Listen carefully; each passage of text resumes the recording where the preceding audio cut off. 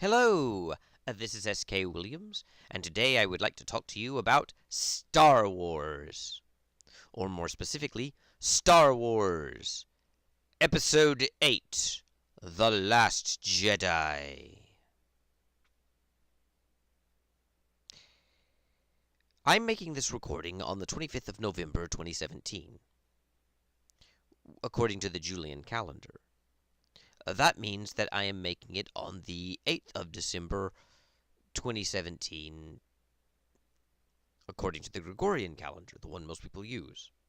The reason that's important is because today is the big premiere day for Star Wars Episode 8 The Last Jedi, for critics and celebrities and other persons that of interest. It is the grand premiere, but the general release won't be for another week.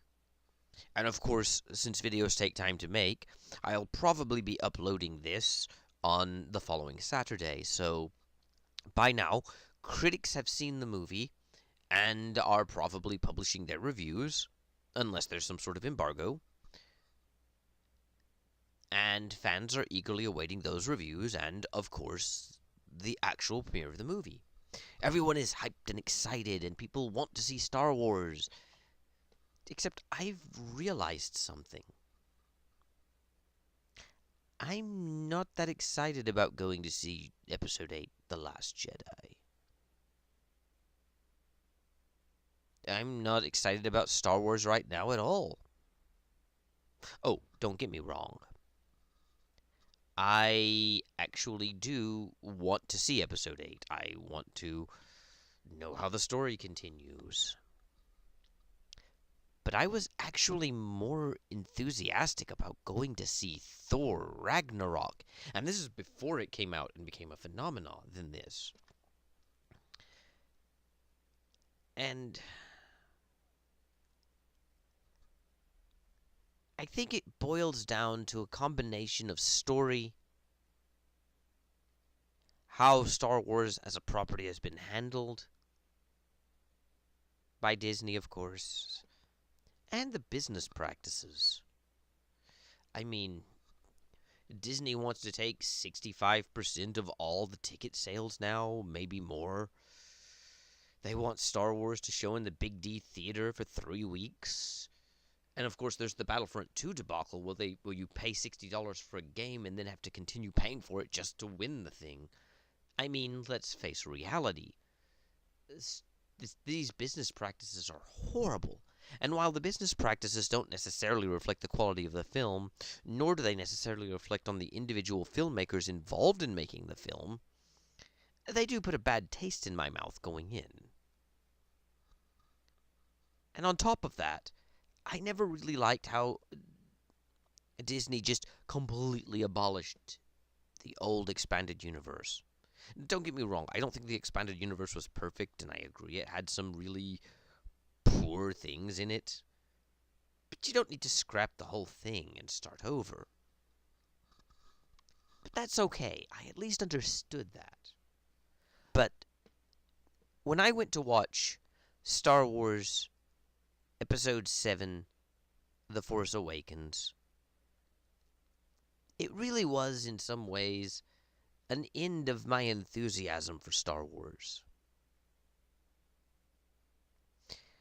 Back when George Lucas sold Star Wars and the entirety of Lucasfilm to Disney, I already had trepidation, and the release of the film sort of cemented that for me.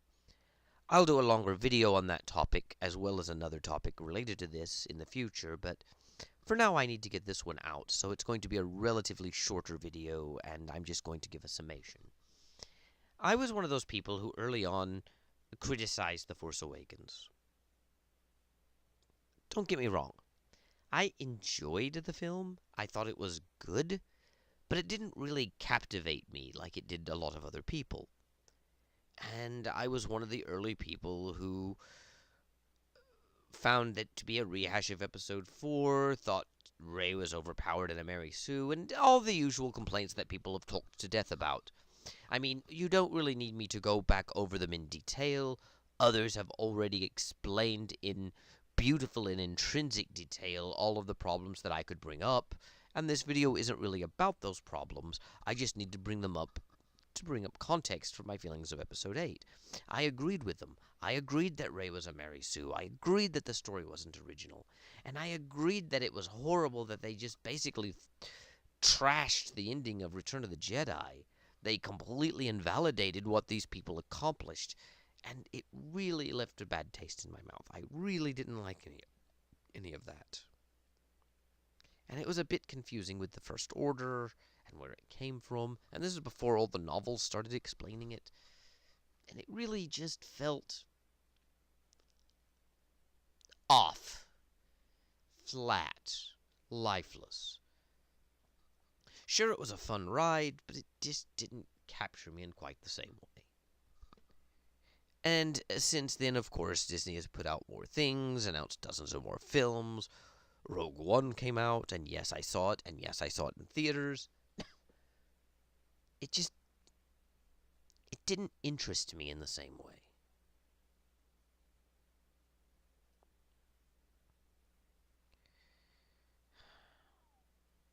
And fine, it just didn't. And at this point, I'm at the stage where I've come to realize that when George Lucas created Star Wars, no one thought it would succeed, but he was passionate about it. This was a story he wanted to tell. It was his story. And even if it was going to fail, he would tell it on his own terms. Star Wars is not a complicated story.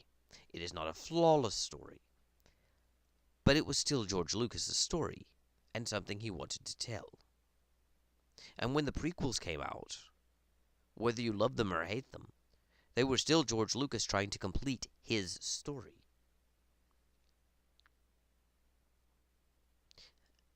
But the new crops aren't about that. People didn't have a story they were dying to tell and simply wanted to use the Star Wars sandbox to tell it. It's not even true that they loved Star Wars but had a lot of questions and thought the story should continue naturally and organically.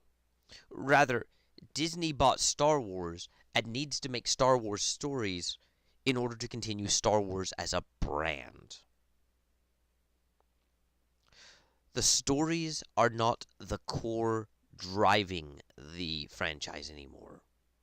Rather, Disney wants the name Star Wars to continue, and as a result, comes up with stories to tell Star Wars in order to accomplish that goal. This means that ultimately, Star Wars is being driven by a desire to keep Star Wars alive, and not by a desire to tell a story. And I think that's the problem, is this focus of just wanting to continue Star Wars. I honestly don't think Abrams is necessarily that way, but he's that way to an extent. Maybe it's not all about the money and continuing the brand with him, but he still wants to continue something he loves simply because he loves it, not because there's an actual story to continue. The story is just an afterthought. He just wants more Star Wars. And Disney just wants more Star Wars. And that's the problem. You can't generally tell a good story if the story isn't something you want to tell in the first place. If all you want is to have more TIE fighters, more X-Wing, more lightsaber battles, more Force. Excuse me. If all you want is to continue the thing for the sake of continuing it, and then you'll just slapdash a story together and throw it out there. The point is to get into that world and not to tell a story. But the story is what makes it compelling. If Star Wars doesn't have an interesting story, then it should just be allowed to die. That won't happen with Disney, but that's the truth. And this story is nothing but an attempt at keeping the tropes alive and continuing it. It's nothing more than trying to keep Star Wars going. In many ways, Star Wars has become a Sith Lord. trying to attain immortality through unnatural ways that in the end cause it to decay. I'm not going to say that episode 8 will be bad. I have no way of knowing that. I'm not even going to say it won't be fun. I may enjoy it. But it feels that Star Wars has lost an essential element to me. And I'm just not as excited about it as I used to be. I'm going to make a longer video that elaborates on this. I feel a lot better after my surgery, but I have stage 2 of the surgery coming up, so I have to prepare for that. And after that, I'll also be kind of down and just making shorthand videos, but in the end, I think that I wanted to tell this part of the story right away before Star Wars came out, and I can't guarantee that with a later video. A better video. Besides, my channel is small right now. It's only existed for about a year, and I've only in the last couple of months actually started regularly uploading videos, so I think I can survive this. I will try next year to make better, scripted, longer videos with more concise thoughts. But for now, I think I'll just leave it at this.